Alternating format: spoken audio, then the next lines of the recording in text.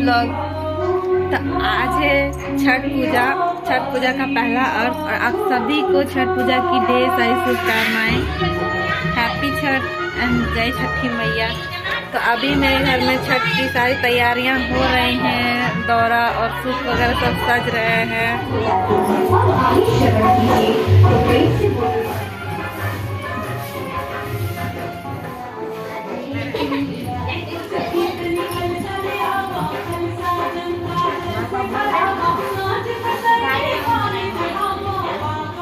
तो गाइज मैं भी यहाँ पे सूप में आलता और हल्दी लगाने के लिए सबके साथ बैठ जाती हूँ, क्योंकि गांव के बहुत सारे लोगों ने हमारे घर पे सूप चढ़ाने के लिए दिया हुआ था। तो बहुत सारा काम था, तो सबके साथ मैं भी मिलके कर रही थी और मुझे बहुत मज़ा आ रहा था। फर्स्ट टाइम मैं ये सब कर रही थी और मेरा ये सूप कंप्लीट हो चुका है कलर करके।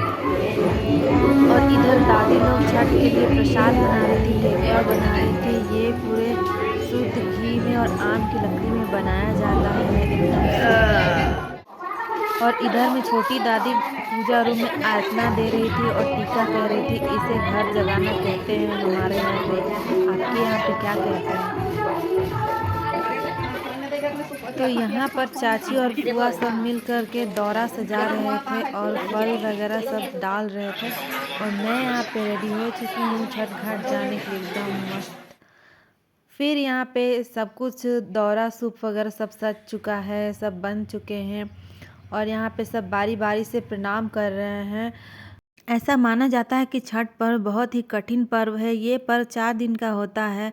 नहाय खाए से शुरू होता है, दूसरे दिन खरना और उसके बाद संध्या अर्घ और फिर सुबह का अर्घ होता है।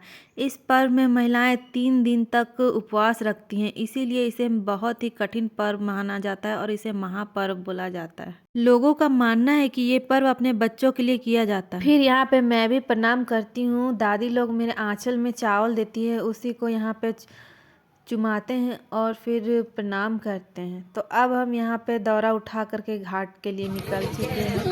सभी औरतें यहाँ पे छठ का गीत गा रही थी, जो कि बहुत ही अच्छा लग रहा था। तो गाइज अब हम यहाँ पे नदी के सामने पहुँच चुके हैं और जितनी भी छठ व्रती हैं वो सब दंडवत प्रणाम करते हुए जाती हैं और सभी लोग उनके पाँव छूते हैं, तो उनसे आशीर्वाद लेते हैं। अब हम लोग घाट पे पहुंच चुके हैं और सभी छठ व्रतियाँ यहाँ पे माँ छठी मैया की आराधना कर रही हैं और भगवान सूर्य देव की भी आराधना कर रही हैं। और यहाँ पे सभी लोग पानी में खड़े होकर के परिक्रमा करते हैं। फिर यहाँ पे सभी लोग अर्घ देते हैं।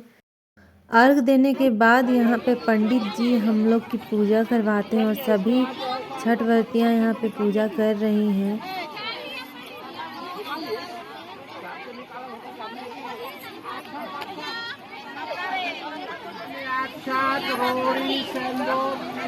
तो अब हमारे छठ का पहला दिन संध्या अर्घ समाप्त हो चुका है और हम सभी घर चलते हैं। फिर अगले दिन सुबह सुबह हम लोग छठ घाट की तरफ निकल पड़ते हैं, सुबह का अर्घ देने के लिए, पूजा करने के लिए। तो अब हम लोग यहाँ पे नदी में पहुँच चुके हैं और सभी छठ व्रतियाँ पानी में खड़ी हैं, सूर्य देव के उगने की प्रतीक्षा कर रही हैं।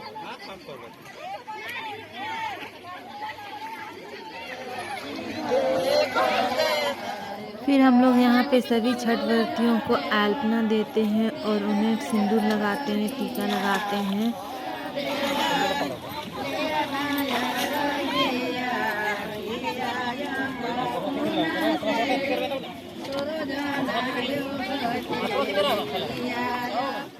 फिर हम लोग यहाँ पे बारी बारी से सारा सूप छठ व्रतियों के हाथ में ला के देते हैं अर्घ देने के लिए। सभी लोग बारी बारी से अर्घ देते हैं और माँ छठी मैया से आशीर्वाद लेते हैं। छठ पूजा लोक आस्था का महापर्व है और ये हमारे लिए बहुत स्पेशल होता है। पर्व में सभी लोग घर आते हैं छठ मनाने के लिए, सारे रिश्तेदार सभी एकत्रित होते हैं। शादी के बाद ये मेरा पहला छठ था, तो मैं और दिलीप जी यहाँ पे अर्घ दे रहे थे और छठी मैया से अपने सुखमय जीवन की कामना करते हैं।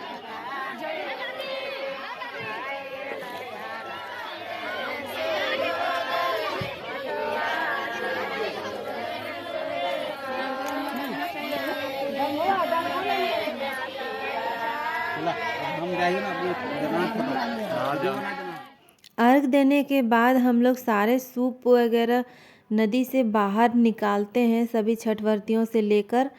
उसके बाद सारी छठव्रतियाँ नहाती हैं। नहाने के बाद सारी छठव्रतियों की साड़ी हम लोग धोते हैं, इसका भी बहुत महत्व है। साड़ी से हम लोग अपना फेस को पोंछते हैं, इससे माना जाता है कि सभी रोग दुख सब दूर होता है। तो अब हमारा छठ पूजा समाप्त हो चुका है, सुबह का अर्घ वगैरह हो चुका है, पूजा वगैरह सब हो चुका है, सभी लोग अपने अपने घर जा रहे हैं।